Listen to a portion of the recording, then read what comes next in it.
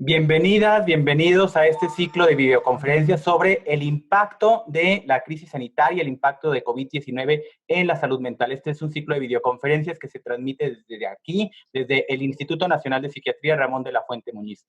Yo soy el doctor Héctor Esquivias, me encuentro en el Departamento de Educación Continua y me da mucho gusto que nos acompañe la maestra Rocío Carmona. Rocío Carmona, además, es ya candidata a doctora. Muchas felicidades, Rocío.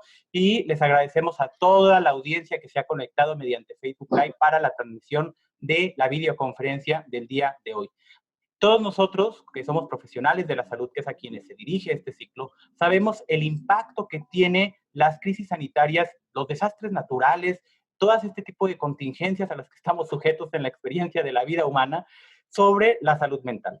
El trastorno de estrés postraumático está ya documentado desde los primeros estudios y reportes científicos publicados en marzo pasado en población con ciudadanos chinos, que fue uno de los principales trastornos que se encontró asociado posterior a esta pandemia. Se incrementó en un 7% la prevalencia de este trastorno entre los ciudadanos chinos que vivían en lugares que fueron altamente afectados por la pandemia. Y bueno, por eso hablar del impacto que tienen esta crisis sanitaria sobre la salud física y mental de todos nosotros es muy importante.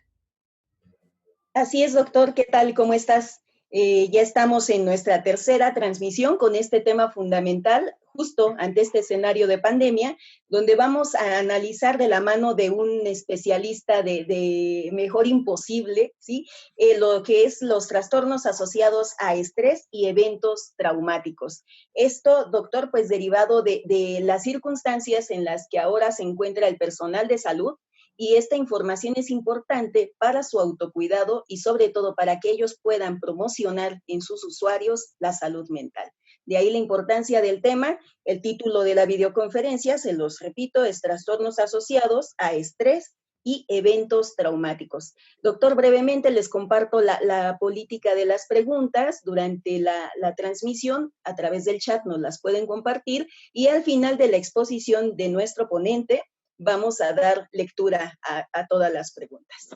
Doctor. Así es, Rocío, y recordarles a todos que esta transmisión ahora es exclusivamente por Facebook Live. Aquí en los comentarios de Facebook Live háganos favor de enviar sus preguntas. Recordarles también que esta videoconferencia, al igual que las pasadas, las encuentran en el canal de YouTube de aquí del Instituto para que ustedes puedan consultarlo ahí. Y bueno, sin más preámbulos, quiero presentarles al doctor Ilyamín Merlín García, que ya hemos tenido el gusto, doctor, de que nos acompañes en videoconferencias pasadas. Justo la última videoconferencia antes de COVID, pero a lo mejor ya con el COVID bastante encima, tuvimos la oportunidad de que el doctor nos hablara un poco también sobre el trastorno por estrés agudo y otros trastornos relacionados. Y justamente el día de hoy nos va a hablar también de trastornos asociados a estrés y a eventos traumáticos. El doctor Ilyamín Merlín es médico psiquiatra por la UNAM, con sede aquí en este instituto. Realizó la alta especialidad en trastorno obsesivo compulsivo y en trastornos del espectro por la UNAM, con sede también aquí en el instituto. Actualmente es alumno de la maestría en ciencias médicas en la UNAM, es profesor titular de psiquiatría y es profesor adjunto de la especialidad de psiquiatría de la UNAM. Es profesor del Seminario de Afecciones a la Salud Mental. Es profesor de prácticas en instituciones para la licenciatura en psicología por la Universidad West Hill. Tiene un entrenamiento en terapia para estrés postraumático y bueno, tiene, además de que es un excelente docente, tiene un trabajo de investigación y justamente su línea es trastorno de estrés postraumático y como bien decía Rocío, pues es un experto en este tema y nos da mucho gusto, doctor Ilyamín, que nos acompañes nuevamente y poderte escuchar ahora. ¿Qué tal? Buenos días. Pues muchas gracias al doctor Esquivias, a la maestra Carmona por su amable invitación. Me da mucho gusto, aunque el tema, por supuesto que no es algo necesariamente grato para nosotros por todas las implicaciones que tiene, pero por supuesto brindar información respecto a este tema es primordial para nosotros en este momento. Una pandemia está definida por la Organización Mundial de la Salud como una afectación de una enfermedad infecciosa que necesariamente afecta a los humanos y que se extiende a lo largo de un área geográfica amplia. Según la OMS, para definir una pandemia tiene que existir esta característica. Debe tratarse de un virus generalmente nuevo, es decir, que ha tenido una mutación y que infecta de primera ocasión a los seres humanos, de tal manera que no existe población inmune para esta condición. Además, este virus debe ser capaz de producir unos casos graves de enfermedad en las personas infectadas, y una característica muy importante es que ha adquirido la capacidad de transmitirse de persona a persona de manera efectiva. Previamente estaba incluida en esta definición que esta condición tendría que causar una mortalidad alta. Sin embargo, esto se retiró hace algunos años de la definición. Brevemente aquí les pongo algunos casos de pandemias. Por supuesto que este tipo de condiciones ha acompañado a la humanidad a lo largo de su historia. Hay los primeros casos reportados en el 430 a.C., como la plaga de Atenas. Se piensa que fue una fiebre tifoidea y que afectó a la cuarta parte de la población ateniense en ese momento. Después hay otros reportes como la peste antonina en 1965, que se cree que fue producida por la viruela y que también afectó a gran parte de la población. La peste de Justiniano en 541, probablemente la primera que se tenga registro con peste bubónica y que se repitió más adelante alrededor del mundo. La peste negra nuevamente con peste bubónica. El tifus en 489, que también se llamó fiebre de los campamentos, y se dio durante la Guerra de las Cruzadas en Europa. Y luego iniciamos con pandemias provocadas por el cólera, ¿no? Que hasta ahora pues, todavía existe en el mundo y que ha tenido varias oleadas que se han llamado así, primera epidemia, segunda epidemia, etcétera, en diferentes áreas del mundo, y la última que tuvimos intensa fue en 1991 aquí en nuestro continente. Otras pandemias como la gripe rusa, la gripe española, la gripe asiática y ya más recientemente la gripe de Hong Kong y la gripe rusa. También sabemos que el VIH-Sida constituyó una pandemia cuando surgió a finales del siglo pasado, y ya en este siglo pues tenemos por lo menos 4 situaciones de pandemia, quitando la actual, que la primera fue en 2002 con el síndrome respiratorio agudo severo, el SARS, luego la gripa aviaria en 2003, y la que también nos afectó a nosotros en nuestro país, que fue la gripe por influenza A del subtipo H1N1 en el 2009. Y bueno, una que también sigue en el momento activa es el ébola, que afecta principalmente a países africanos. ¿Cuál es la peculiaridad de las pandemias en el ámbito de la salud mental? Bueno, tiene varias características que hacen que su abordaje desde nuestra especialidad sea distinta. Por ejemplo, el hecho de que, digamos, sea paulatina en cuanto a su presentación, a diferencia de otros desastres que pueden afectar la salud de las poblaciones, y de tal manera que da un lapso de tiempo que permite establecer ciertos modelos epidemiológicos que predicen o dan un pronóstico, y entonces dan posibilidades de planificar y de prepararse para enfrentar las situaciones. En realidad no ha sido tanto tiempo, algunas semanas que tuvimos, dependiendo de cómo se iba expandiendo este padecimiento a lo largo del mundo, pero sí es cierto que, por ejemplo, en esta ocasión, los sistemas sanitarios, y en particular el sistema de salud mental, tuvo oportunidad de establecer algunas pautas, algunos lineamientos, desarrollar algunos programas para enfrentar el impacto sobre la salud mental de la COVID-19. Otra de las peculiaridades es que estas pandemias tienen una carga específica en salud mental para los trabajadores de salud. Y es claro que nosotros a estos días ya vemos a lo largo de todo el mundo y en nuestro país cómo la COVID-19 está afectando, por supuesto, a través de las infecciones a nuestros colegas que están en la primera línea de batalla contra la COVID, pero que también los afecta en cuanto a su salud mental, a sus estados emocionales, por ejemplo.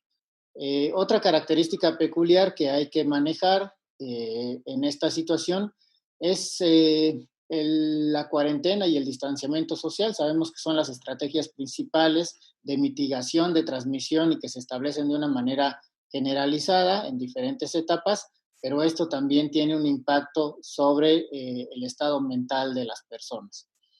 Un aspecto más son las posibles secuelas neuropsicológicas. En realidad, pues esta pandemia está en evolución, hay miles ya de artículos publicados y que cada vez van dando más información acerca del comportamiento, de las características, del curso de este padecimiento.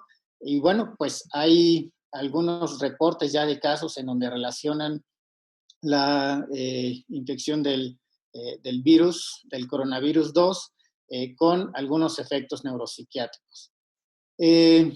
Una característica más es esto muy peculiar que es el contagio conductual y la epidemiología emocional. Es decir, hay situaciones de estrés, hay situaciones emocionales y conductuales que pueden transmitirse y generar un impacto negativo como parte de los efectos de una situación epidemiológica. Y finalmente, pues algo también tristemente observado en todos los sistemas sanitarios del mundo, que son las adversidades al sistema de salud. Empezando, por ejemplo, con la limitación de los recursos que todos hemos visto para la atención en una situación epidemiológica como esta, incluyendo, por supuesto, los muy conocidos problemas que hay con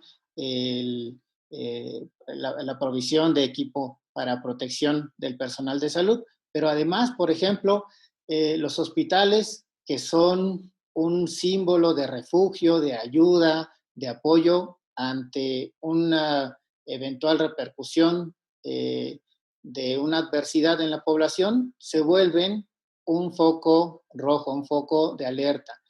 Las personas, por ejemplo, podemos tener miedo de acercarnos al hospital porque tenemos alguna afección de cualquier índole, porque es un foco muy alto de contagio. Y entonces los centros de salud, los centros de atención a la salud se vuelven más bien sitios pues temidos en lugar de este símbolo de apoyo y de ayuda. Voy a hablarles brevemente de la COVID-19. La COVID es la enfermedad, el SARS-CoV-2 es el agente etiológico, como sabemos, y bueno, este coronavirus SARS-CoV-2 surgió ya muy conocidamente en la provincia de Wuhan, en China, en diciembre del año pasado, y en marzo de este año fue declarado oficialmente como pandemia por la Organización Mundial de la Salud. Recordamos que se transmite por contacto directo y es probablemente su mecanismo principal de transmisión y también por aire. Y las manifestaciones clínicas que ya todos estamos familiarizados con ellas, la fiebre alta, la tos, fatiga, estornudos, mialgias, malestar general, cefalea intensa, dificultad respiratoria, esta característica muy particular de la anosmia que reportan las personas que han sido infectadas por el virus. Sabemos también que no hay un tratamiento médico específico. Actualmente hay muchísimas líneas de investigación, muchísimos ensayos clínicos en diferentes partes del mundo tratando de identificar algunos fármacos que puedan ser efectivos en el tratamiento de esta condición y sin embargo, pues los resultados aún son limitados. De tal manera que para el manejo de esta condición, pues aún tenemos simplemente como armas principales, las medidas generales de sostén y el principal recurso realmente que tenemos en este momento es las medidas de prevención y la posibilidad de limitar la propagación. El hecho de que estas características sean parte de lo que estamos viviendo nos generan ciertas condiciones que afectan a la salud mental. Por ejemplo, El tener un conocimiento limitado del virus, el tener un conocimiento limitado de su comportamiento, de sus riesgos, nos produce una situación de incertidumbre. Y siempre la incertidumbre en las personas nos genera una señal de peligro. La percepción de tener falta de control sobre este fenómeno también nos puede producir una sensación o una percepción de vulnerabilidad ante el fenómeno, y todo esto genera estados de hiperalerta en las personas. Además, con todas estas características podemos tener cogniciones negativas en relación al fenómeno. Por ejemplo, la sensación de que tenemos nuestro pensamiento fuera de control y que estamos pensando demasiado o muy preocupados en relación a la situación sanitaria, el hecho de que nos imaginemos, visualicemos consecuencias catastróficas para nosotros, para nuestros seres queridos, para nuestra población, etcétera. O incluso se puede vivir con una sensación de injusticia o de castigo.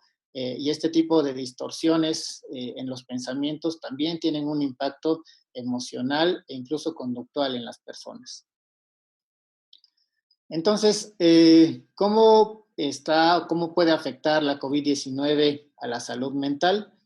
Bueno, en general hemos visto que se han generado situaciones de ansiedad y de tensión social ante esta condición, inicialmente por la preocupación de la disponibilidad de recursos, y vimos, por ejemplo, aún cuando todavía la infección no estaba tan diseminada en nuestro país, que las personas en algún momento se volcaron a hacer las llamadas compras de pánico, pensando que podían tener limitaciones en relación a estos recursos.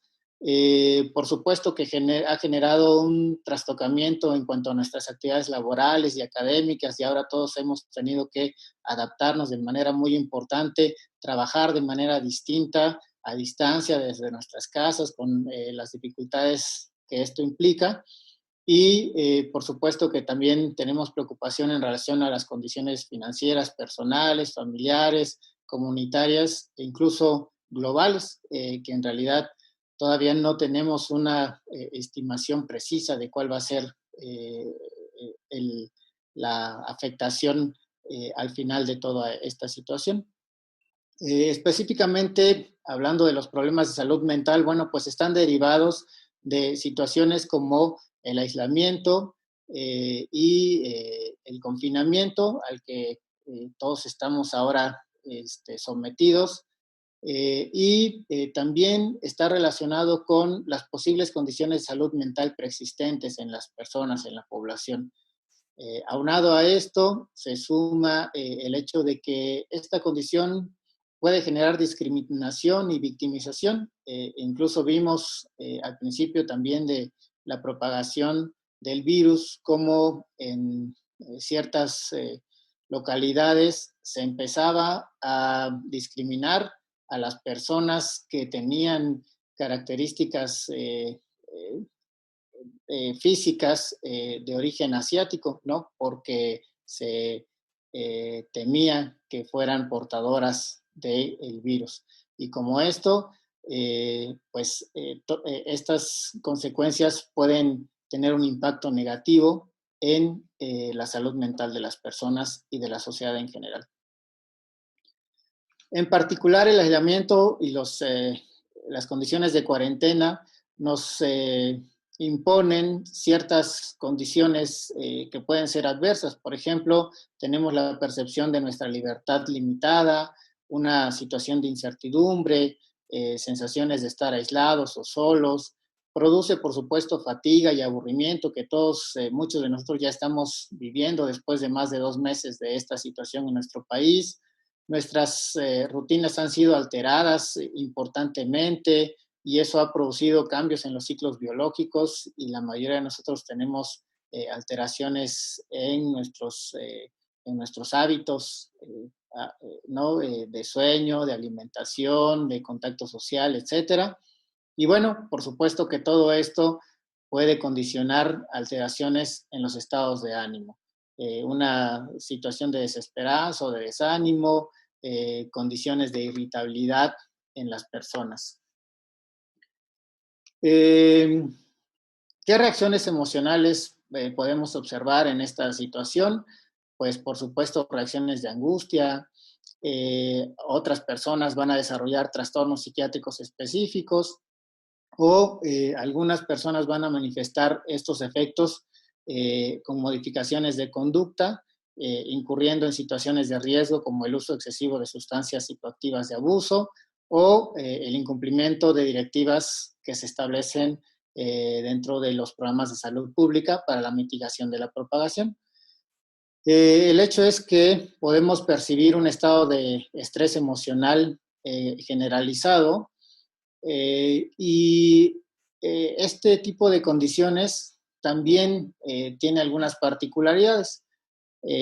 A diferencia de los desastres naturales convencionales, que tienen un inicio muy identificable, que tienen un impacto, digamos, muy rápido, súbito en la población, esto les da a otro tipo de eventos naturales la condición de percibirse de forma amenazante y de manera súbita.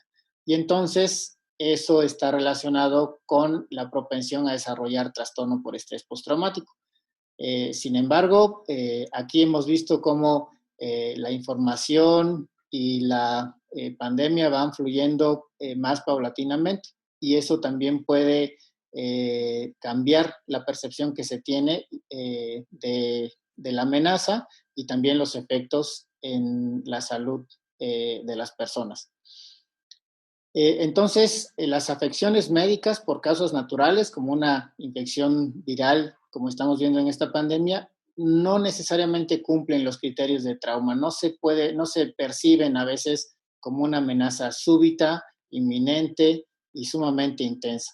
Y entonces pueden provocar otras psicopatologías distintas del trauma, aunque nosotros en esta plática nos vamos a enfocar en el riesgo de esta condición. ¿De qué depende cómo las personas vamos a reaccionar? ¿Cuál va a ser nuestra respuesta? ¿Y qué tipo de padecimientos podemos desarrollar o manifestar en una experiencia como esta? Bueno, una teoría que nos explica de manera bastante práctica y atinada esto es la teoría de diátesis-estrés. En esta teoría se explica que las personas podemos tener una predisposición constitutiva, es decir, una característica generalmente biológica que tenemos desde el nacimiento o que adquirimos en etapas muy tempranas de nuestro desarrollo y que nos va a acompañar en general a lo largo de toda la vida. Y esta predisposición constitutiva o esta característica biológica, digamos, va a interactuar con situaciones provenientes del ambiente o de la experiencia. Y esta interacción va a dar lugar a la expresión de una característica nueva que puede ser un trastorno. Es decir, el hecho de vivir las situaciones de estrés mencionadas por la pandemia se va a procesar, se va a percibir y va a canalizar de forma distinta en las personas, dependiendo de ciertas características de vulnerabilidad. Y habrá personas que en función de esta vulnerabilidad desarrollen trastorno por estrés postraumático, pero otras personas que desarrollen condiciones distintas. Que, por ejemplo, se puede observar personas que desarrollan trastornos de ansiedad, como trastorno de pánico, trastorno de ansiedad generalizada, fobias, trastornos afectivos como episodios depresivos o incluso episodios de manía como parte del trastorno bipolar. Habrá personas que tengan vulnerabilidad para desarrollar trastorno obsesivo-compulsivo o trastorno de ansiedad por enfermedad o la hipocondría, como antes se llamaba. Incluso puede haber personas que desarrollen un brote psicótico por primera ocasión por el contexto o el ambiente que estamos viviendo. Otras manifestarán conducta suicida o aquellos que tengan los factores de riesgo pueden desarrollar estados de delirio. También es importante mencionar que todas estas condiciones pueden ya haberse diagnosticado, detectado o manifestado en las personas, de tal manera que vamos a ver exacerbación de los síntomas de estas condiciones en aquellos que ya las tenían. Y por supuesto, el trastorno por estrés agudo y el trastorno por estrés postraumático, del que hablaremos más adelante. Aquí les presento dos estudios, de hecho son los dos primeros estudios de los que yo tuve conocimiento a partir de la pandemia de COVID-19, y ambos están desarrollados en China. Este estudio que les presento consistió en una encuesta realizada en línea, en donde se midieron los síntomas de estrés postraumático en personas infectadas por COVID-19 que habían sido atendidos en centros temporales de atención médica que se establecieron en la provincia de Wuhan. Se realizó en marzo de 2020 y fue publicado un mes después. Se invitó a participar a adultos diagnosticados con COVID-19 y que se encontraban clínicamente estables, es decir, que habían sobrevivido a la infección y que habían sido egresados del hospital. Les aplicaron esta lista de verificación de síntomas para trastorno por estrés postraumático autoaplicada, la PSL, la versión civil de 17 ítems. Esta es una versión que se apega a los criterios del DSM-4, y se estableció para este estudio que una puntuación mayor o igual a 50 puntos era equivalente a síntomas de estrés postraumático significativos. Reclutaron un total de 714 participantes con una edad media de 50.2 años y prácticamente la mitad eran hombres y la mitad mujeres. Se observó en este estudio, esto es algo muy curioso, estos síntomas de estrés postraumático significativos, es decir, más de 50 puntos en PSLS, en el 96.2% de los encuestados. Esta es una cifra sumamente alta, digamos, más de 9 de cada 10 personas que habían tenido COVID en ese momento tenían síntomas de estrés postraumático significativos. Otro estudio, también realizado inmediatamente después de que apareció esta condición, fue también realizado en China y en él se trató de establecer la prevalencia de estrés postraumático y cuáles factores de riesgo podían asociarse al desarrollo de esta condición. También fue realizada a través de una encuesta en Internet entre enero y febrero del 2020, es decir, un mes después de que se había reconocido la enfermedad de COVID-19, en residentes de Wuhan y ciudades aledañas. Se reclutaron personas mayores de 18 años que no tuvieran dislexia ni deterioro cognitivo y que les permitieran contestar las encuestas. Se recabó de estas personas información demográfica, la frecuencia de contacto con el área de COVID, estados de cuarentena si habían guardado y el nivel de ejercicio que tenían. Además, se les midió trastorno por estrés postraumático a través del PSL-5. Esta es la última versión de la lista de verificación de síntomas de estrés postraumático, ya acorde al DSM-5, y se les midió el índice de calidad de sueño de Pittsburgh.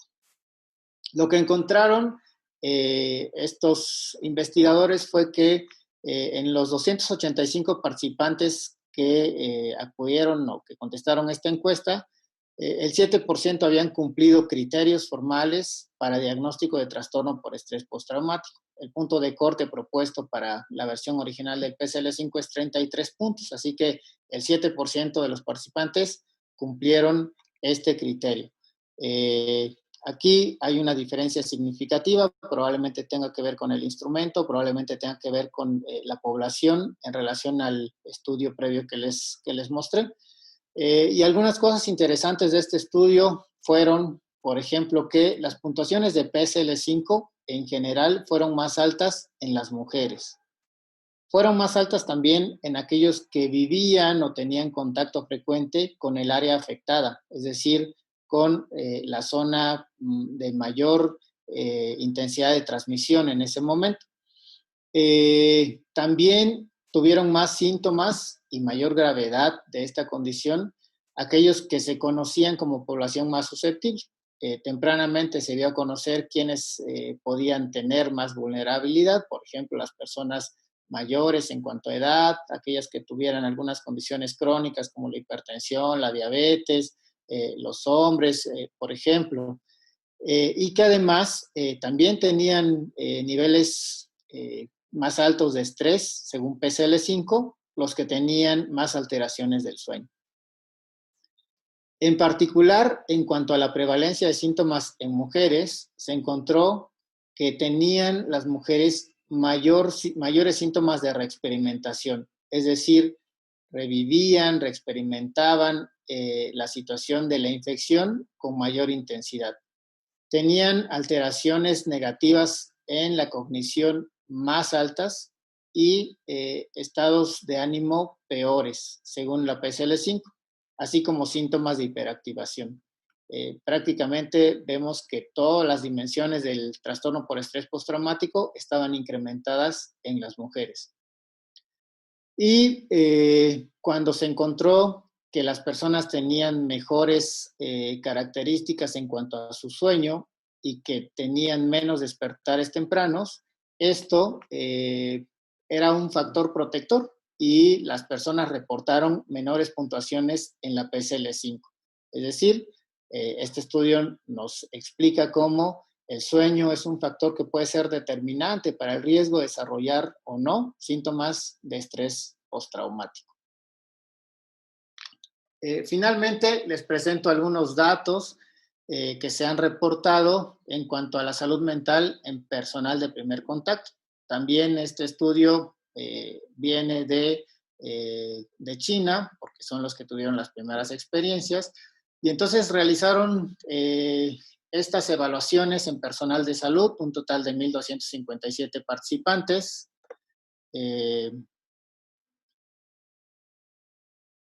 No sé si estoy compartiendo todavía la pantalla, perdón. Sí, doctor, estás compartiendo la pantalla, la podemos ver bien.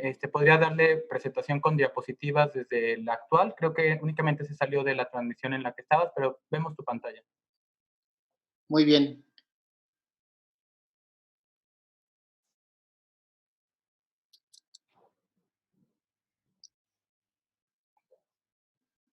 Perdón.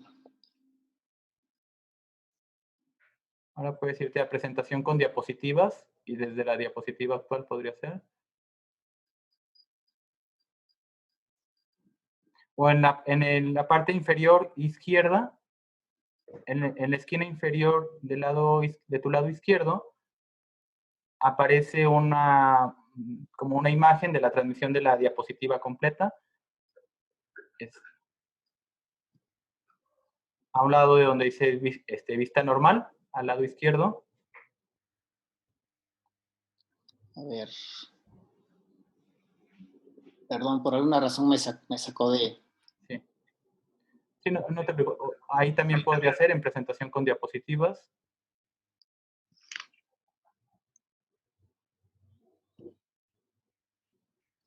Ahí.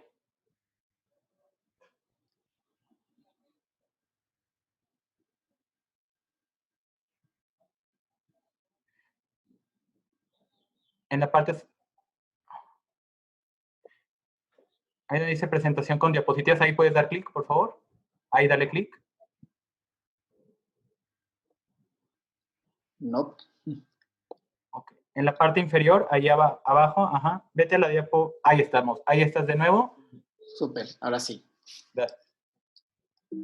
Uy, me salí, ¿verdad? Ya estamos viendo bien la imagen. Muy bien, perdón.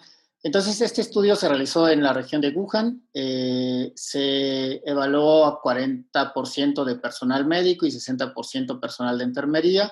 El 41% de ellos eran personal de primer contacto para atención a COVID-19 y se les aplicó el PHQ-9, que sabemos que es un instrumento de la Organización Mundial de la Salud para medir síntomas depresivos y diagnosticar depresión, una escala de ansiedad generalizada de 7 reactivos, una escala de estrés en general, y lo que encontraron en este estudio fue que el 50% del personal de salud presentó síntomas depresivos como tal para diagnosticarlos como un trastorno y que el 6.2% tuvieron síntomas de intensidad grave.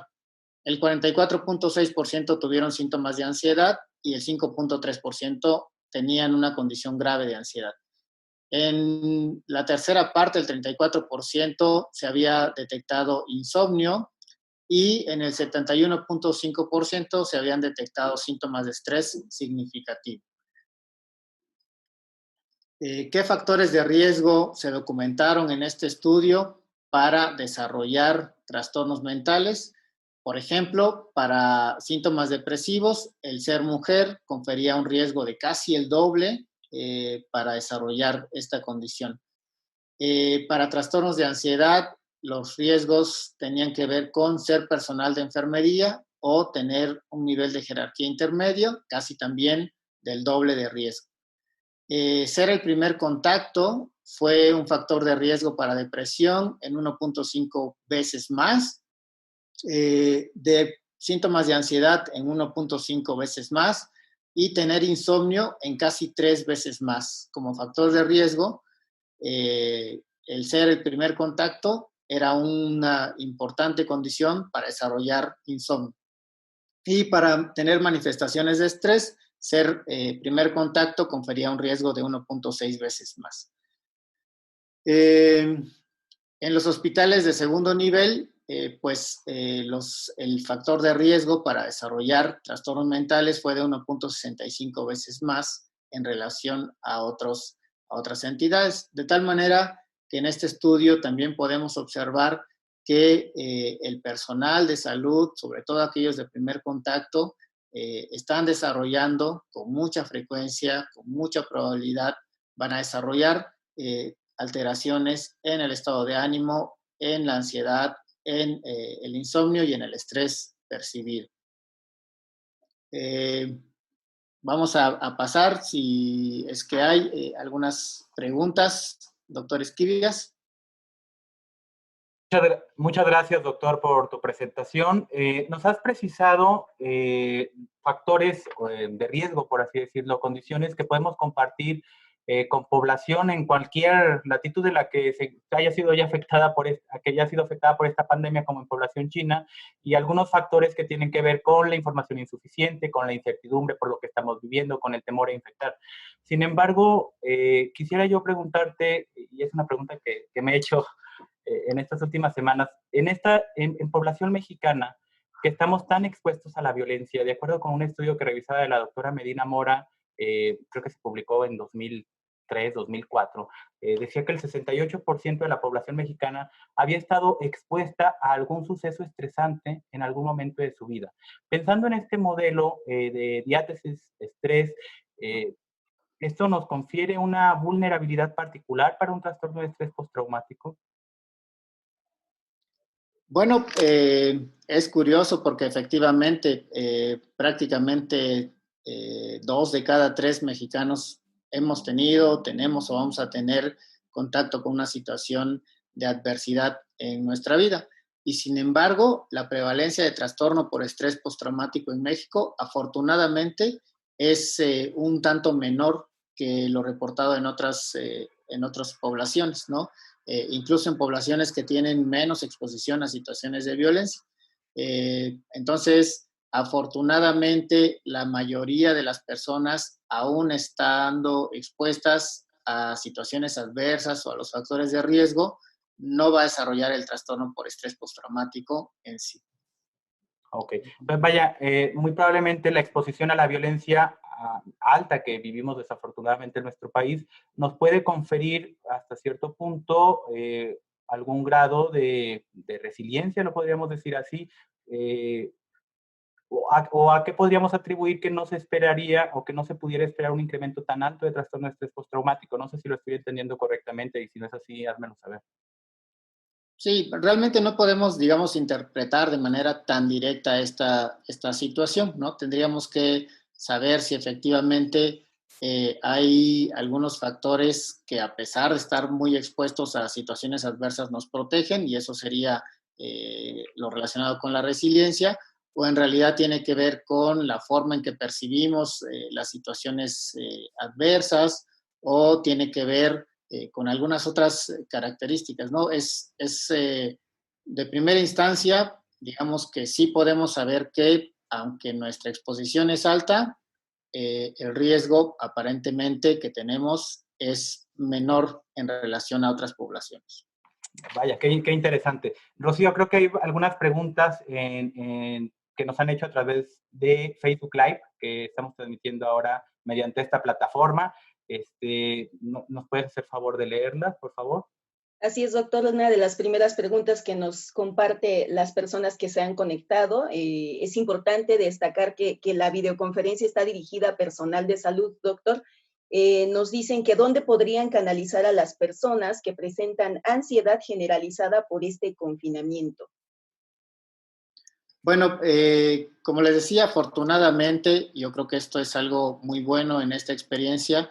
El equipo en general de salud mental en nuestro país tuvo oportunidad de reunirse, está trabajando coordinadamente y ya en este momento de la pandemia pues están ofreciendo muchos recursos que yo creo que son muy efectivos y que están teniendo un impacto positivo en la población a través de líneas de atención telefónica, a través de varios recursos como manuales de procedimiento, capacitación para el personal de salud. En realidad hay ya varios recursos disponibles, tanto para la población general como para profesionales de salud en cuanto a recursos para atender a otros pacientes y también en cuanto a su propia atención. Entonces, seguramente vamos a poder difundirlos, quizás a través de ustedes, maestra, a través del instituto, estos recursos que sí están disponibles. Sí. Gracias, Le pido a Dulce del área de difusión de aquí del instituto nos pueda colocar el link a los manuales que se han publicado en el instituto y que en la parte final de los manuales vienen los directorios de instituciones para atención especializada, por favor. Gracias.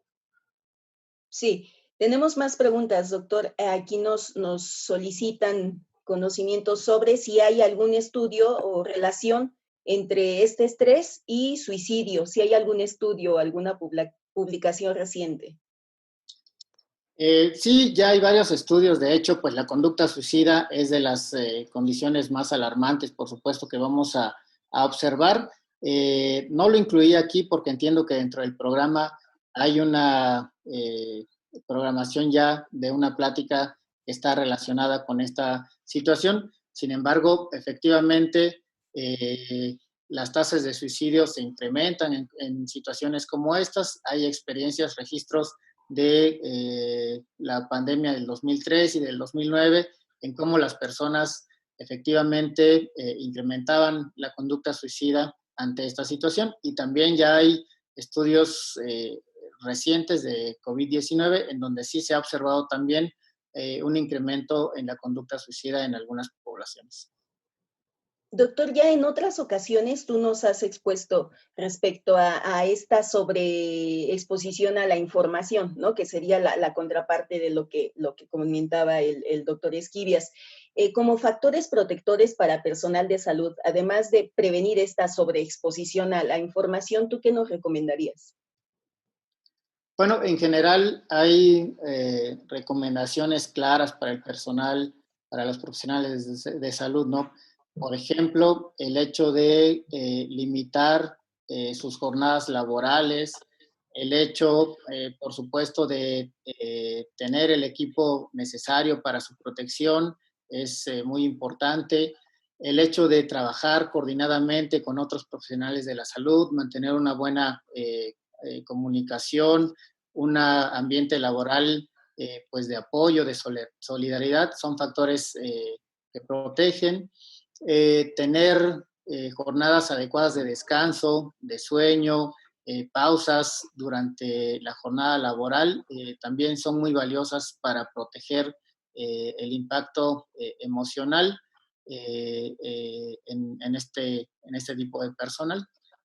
Por supuesto que el apoyo social siempre es algo que puede ser determinante en el curso de las reacciones emocionales ante situaciones adversas, de tal manera que mantenerse cercanos, aunque físicamente restringidos, con nuestros seres queridos, con nuestros amigos, con nuestra red de apoyo, es algo también muy importante.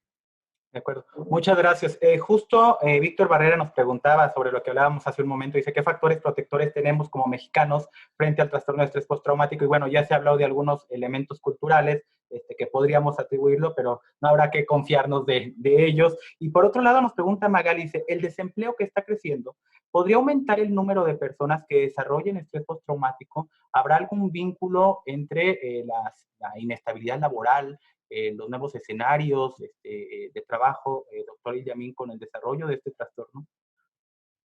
En general, podemos decir que sí, que cuando se suman las situaciones adversas, la expresión, digamos, de la psicopatología puede incrementarse. No necesariamente como un efecto directo de tener desempleo puede causar estrés postraumático por sí solo, pero por supuesto sí ser una condición de adversidad que se suma a la vivencia, a la experiencia, porque el desempleo pues tiene muchas implicaciones, ¿no? Simplemente el hecho de verse más desfavorecido en una situación económica que limite importantemente los recursos a los que se tiene acceso, que condicione, por ejemplo, el cuidado de las personas en sí o de los que están cercanos y dependen de ellos, pueden constituir factores que agraven, intensifiquen los riesgos para la psicopatología en general. De acuerdo, muchas gracias.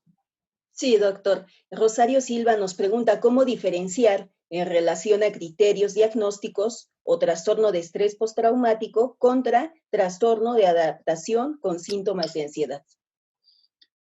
Bueno, sí es muy importante. Recordemos que los trastornos de adaptación son pues un puente en nuestro modelo categórico de diagnóstico que nos permite en aquellas personas que no tienen los síntomas completos de una entidad como un trastorno depresivo mayor, como un trastorno de ansiedad o como el trastorno por estrés postraumático, digamos, brindarles atención y no dejarlos sin vigilancia, ¿no? Los trastornos adaptativos se establecen cuando una persona ha reaccionado de manera intensa, con síntomas, con malestar, ante un factor de estrés identificable. En este caso, la pandemia puede ser ese factor y las personas pueden estar cursando con algunos síntomas emocionales o de ansiedad que no den, digamos, por intensidad o por el número o por las características para establecer otro diagnóstico formal. Y entonces, si tienen un malestar importante, aunque no tengan un diagnóstico específico distinto, están siendo afectadas, podemos establecer el trastorno adaptativo como diagnóstico justamente para vigilar el curso. Es decir, en el modelo categórico tenemos que decir si tiene o no tiene un trastorno. Y hay personas que pues la naturaleza humana no se comporta así tan categóricamente, ¿no? Y hay personas que tienen algunos síntomas y entonces es importante vigilarlos. El trastorno de adaptación nos sirve justamente para poner una especie de bandera amarilla en esa persona y decir, algo está desarrollando, no cumple con los criterios formales para otro diagnóstico, pero tengo que vigilarlo porque es posible que a lo largo del tiempo siga el curso y entonces sí se establezca. Entonces son criterios útiles. ¿Cómo hacer la diferencia? Bueno, fundamentalmente en el diagnóstico categórico es cumple con todos los criterios, cumple con el tiempo, cumple con la disfunción o el malestar significativo y entonces se establece el diagnóstico. Si no es así, podemos utilizar el diagnóstico de trastorno de adaptación como un foco de alerta para vigilar a esa persona, no dejarla sin atención y darle seguimiento. Gracias, doctor. Muchas gracias. Hay una pregunta de Nayeli que nos pregunta justo, dice, ante esta situación los niños pueden presentar estrés postraumático. ¿Cómo podríamos identificar los síntomas en esta población? Vamos a tener una videoconferencia particularmente para hablar sobre esta contingencia y cómo está impactando también en población infantil, pero de forma general, doctor Illamin, ¿de qué manera se puede identificar el trastorno de estrés postraumático en niños? Bueno, en el caso de los niños pueden tener algunas variaciones en cuanto a las manifestaciones, ¿no?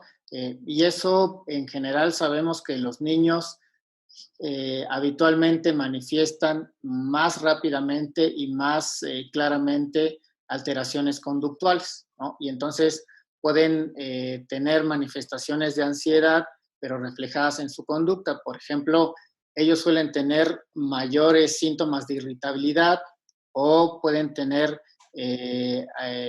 representaciones a través del juego de las situaciones de estrés, ¿no? Y entonces, por ejemplo, quizás un niño que esté teniendo una preocupación, un impacto alto en relación al estrés percibido por la pandemia, se dedique a representar situaciones de enfermedad, ¿no? O de malestar, o hablar o jugar mucho más en relación al tema del coronavirus y de la COVID, etcétera. Eso puede ser, los estados de irritabilidad y las alteraciones del sueño también pueden ser manifestaciones francas en los niños. De acuerdo, muchas Perfecto, gracias. doctor. También nos comparten una pregunta sobre si hay algún estudio o habrá algún estudio sobre la aplicación de la norma 35 de la Secretaría de Trabajo de Previsión Social, que está relacionada con factores de riesgo psicosocial en el trabajo a raíz de esta pandemia. ¿Usted tiene algún dato, doctor? Sí, de hecho, parte de las cosas que se han organizado y coordinado en las instituciones y también en el Instituto Nacional de Psiquiatría, justamente son estos estudios que se están ya llevando a cabo con la población general y también con personal de salud en relación a la COVID-19. Afortunadamente, ahora hay muchos equipos trabajando en esto y bueno, pues seguramente nos van a dar información valiosa en un futuro próximo respecto a estos aspectos y a otros muy relevantes para la salud mental en nuestra población y en los profesionales de la salud.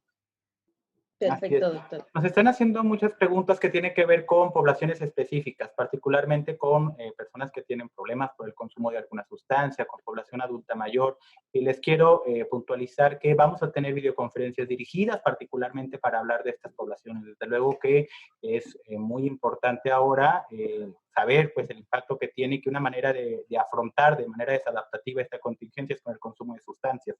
Y por ello vamos a hablar particularmente de este tema y justo nos va a acompañar el doctor Gadi Savicki, que ya nos confirmó su participación en este ciclo de videoconferencias para hablar de este tema tan importante.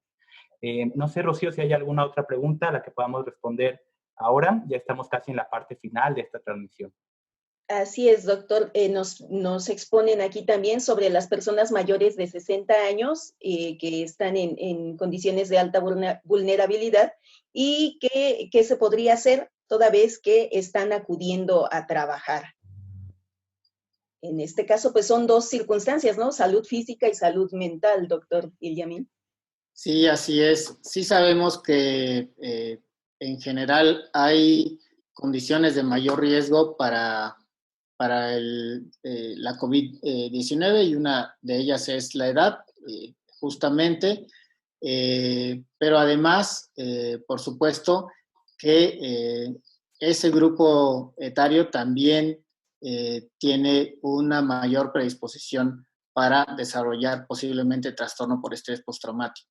De hecho, en el estudio que yo les presentaba, el primer estudio de la encuesta en línea, donde salió más del 90% con estrés postraumático, pudieron observar que uno de los factores más llamativos de la población que ellos analizaron era que eran justamente personas mayores de 60 años. Entonces, ellos en la discusión aluden a la edad como probablemente un factor de vulnerabilidad para reportar más síntomas de estrés postraumático. Entonces, claramente, sí podemos considerar a esta población como en riesgo para COVID-19 y en caso de que lo desarrollen, también mayor riesgo para desarrollar síntomas de estrés postraumático.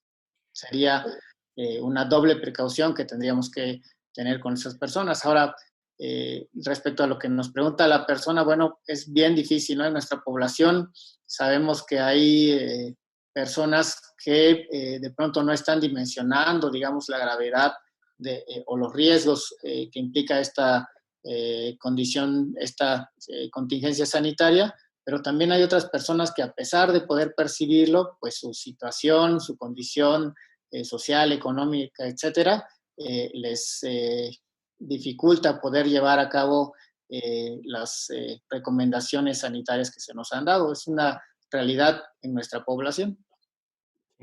Doctor Yamin, con relación a esta puntualización que estás haciendo sobre poblaciones posiblemente con mayor riesgo de desarrollar trastorno de estrés postraumático, ¿quiénes son más vulnerables? En este estudio en población china se encontró que la población migrante que utilizaba transporte público, particularmente para desplazarse, tenían un riesgo mayor o agregado derivado del estrés del uso de estos medios de transporte y de saberse expuestos, ¿no? En mayor riesgo que quienes no lo hacían.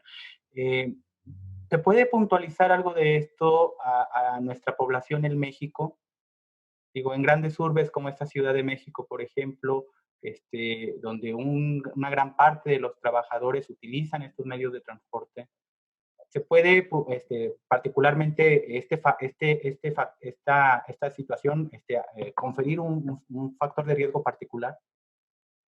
Bueno, en realidad ya sabemos, porque eso ha sido determinado muy explícitamente por las autoridades sanitarias, que los medios de transporte públicos son los lugares de mayor riesgo de contagio, ¿no? Son los sitios en donde, por supuesto, que concurren una gran cantidad de personas y entonces eso les aumenta ese riesgo.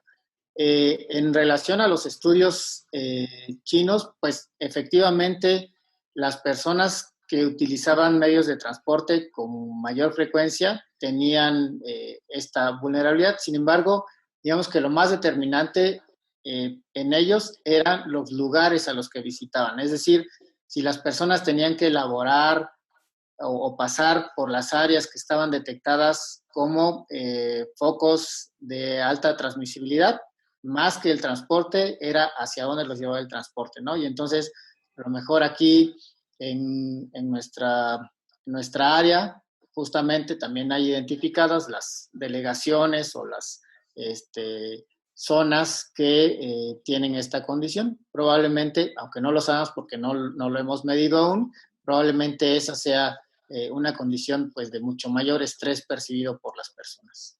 De acuerdo, muchas gracias. Nos preguntan cómo obtener la constancia de la primera y de la segunda sesión de este ciclo de videoconferencia. Les quiero compartir que no hay constancias por la participación en este ciclo. Este ciclo tiene meramente el objetivo de poder divulgar estos contenidos a todos los profesionales de la salud.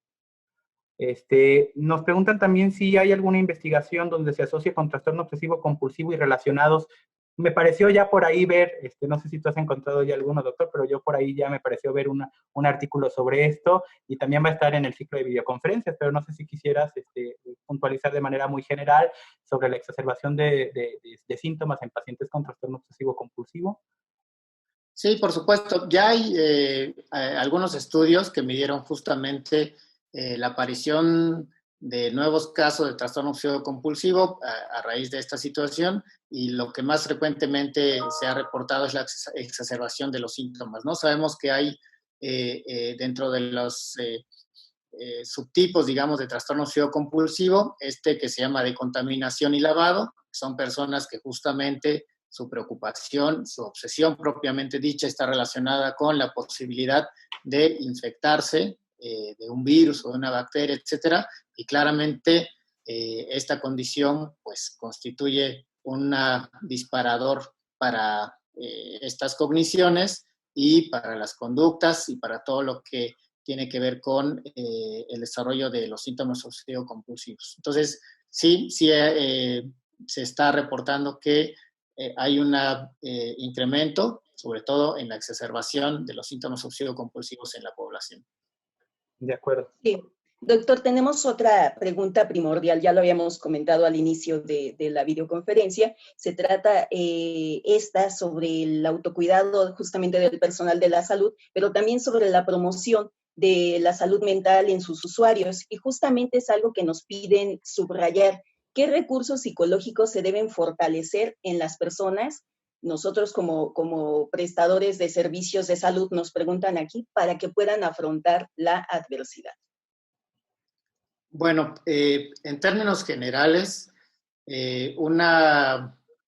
algunas herramientas que podemos utilizar es una estrategia que se llama normalización.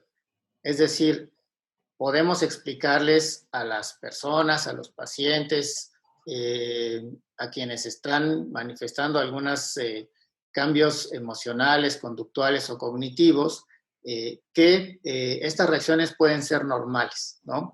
Hay una frase que a mí me parece muy explícita que dice, es normal sentirse mal en situaciones anormales, ¿no? Y esto, por supuesto que se aplica a esto. Todas las personas, de una u otra manera, nos estamos viendo afectadas en diferentes esferas de nuestra vida mental con la situación de la pandemia, con las circunstancias que esto implica. Y entonces, en cierta medida, es normal o esperado o comprensible experimentar ciertos grados de tensión, ciertos grados de malestar, alguna situación de tristeza, de ansiedad, algunos cambios conductuales o en los hábitos. Eso es algo normal. Y entonces, no necesariamente tener estos cambios implica que estoy desarrollando un trastorno, ¿no? Es parte de la reacción que puede ser adaptativa. Y esta es la clave probablemente. Mientras estos cambios, estas modificaciones conductuales o en los pensamientos o en las emociones no le confieran un malestar sumamente intenso o no comprometan la función de las personas, podemos denominarlos como adaptativos, ¿no? Y entonces no necesariamente requieren atención, porque sí, a veces las personas pueden preocuparse demasiado por estar teniendo estos cambios y asumirse como alguien enfermo. Esa es una de las cosas que tenemos que explicar a la población, que es esperado que en situaciones anormales como estas o adversas, las personas podamos tener algunas manifestaciones que mientras no nos causen disfunción o un malestar sumamente intenso, pueden ser entendidas en este contexto. Esa es una de las herramientas. Otras de las cosas más específicas que les puedo decir es, otra vez, el manejo de la información limitada, tratar de adherirse a las fuentes oficiales, las más confiables, las que tengan una mayor solidez, pero de forma limitada. Es decir, no estar pegados todo el tiempo a las noticias, a la información, a las redes que difunden en exceso información. Esa es otra de las medidas. Otra medida en general que nos puede ayudar es tener horarios establecidos y tratar de apegarnos a una rutina, despertarse a una hora fija del día, tener ciertas actividades fijas, dormir a cierta hora, dormir suficiente, cuidar nuestras medidas generales de higiene como la alimentación, como cierta actividad física que nos permita esta situación de aislamiento realizar y un adecuado contacto social dentro también de los lineamientos que nos han establecido como guías sanitarias. Excelente, doctor. Bueno, doctor, pues muchas gracias por tu participación en este día, dentro de este ciclo de videoconferencias. Ojalá que en este horario, como el doctor Yamil nos recomienda del día a día, podamos marcar todos los lunes y todos los miércoles a las 10 de la mañana, conectarse a este ciclo de videoconferencias del instituto que se transmite a través de Facebook Live desde la cuenta del instituto y que también se retransmite a través de la cuenta de Educación Continua. Muchas gracias, doctor Yamil, por tu participación. Gracias a todos los que se han conectado. Llegamos a un punto donde teníamos más de 600 conectados mediante Facebook Live. Muchas gracias a todos ustedes y los invitamos a la siguiente videoconferencia. No sé si Rocío Carmona nos pueda compartir la pantalla con la imagen, pero justo vamos a hablar sobre la prevención del suicidio ante COVID-19. Se llama Brigadas de Apoyo a Centros COVID-19, Prevención del Suicidio. Y para esto nos acompañará la doctora Diana Iris Tejadilla Orozco del Consejo Nacional de Salud Mental. Entonces, los esperamos este próximo miércoles, 10 de junio, a las 10 de la mañana. Muchas gracias a todos por conectarse. Muchas gracias, doctor Yamil, por participar. Gracias, Rocío, por acompañarnos en la conducción. Hasta luego. Hasta luego.